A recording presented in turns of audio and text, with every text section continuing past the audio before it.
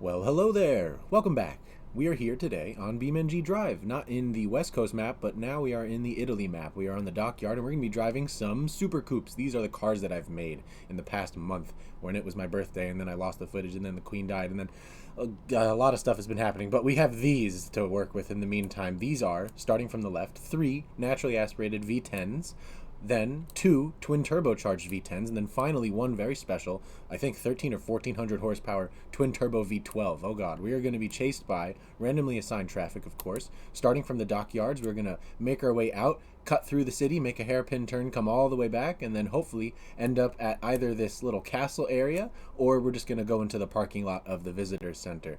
We're going to do one crash run, and then one regular run, just as usual. So, without further ado, let's get started with the first one. Hey, real quick, just before we get into it, while I was filming this episode, the game got updated and it now runs a lot smoother, but I really liked my delivery on some of the cars that I was introducing, so for those clips in particular, it's going to be a little choppy. Just, I don't know, focus on the words in the car and it'll be fine. Just sorry about that. Next episode, it's going to be a lot smoother though, so, you know, it's good news. It's fine. Anyway, I hope you enjoy, and hopefully I'll upload this soon. Well, alright, first up we have the base model. This is the Tasnet TNT. It's a super coupe. It's very tiny, but it has a very large 6.8 liter, 511.8 horsepower V10. No turbos on this particular one, but we'll get to those later. It looks like this. It has very simple styling. It's a 2008 car. I don't really care about accuracy. I just care that it looks interesting, and I hope that this one does. But it goes 0 to 60 in 3.7 seconds. It has a miles per gallon of 14.3, and it has a whopping 2 valves per cylinder. It's a wonderfully advanced car. It has a top speed of 216 miles an hour, so it does get up there in speed, and now it's time to destroy it.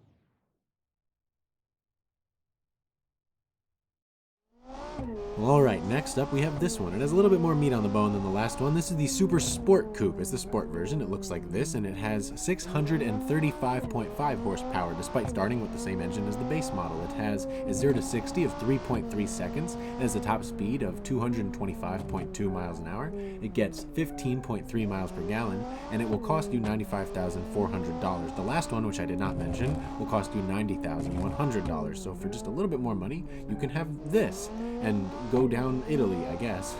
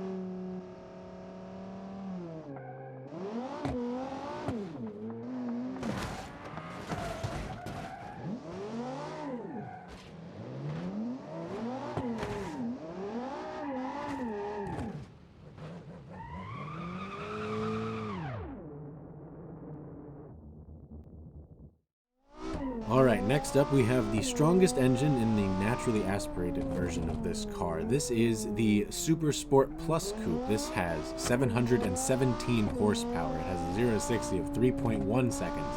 It gets 20.7 miles per gallon because it no longer has 2 valves per cylinder, it has 5. We finally caught up to modern times. And it will cost you $104,000, so let's just make more expensive crashes.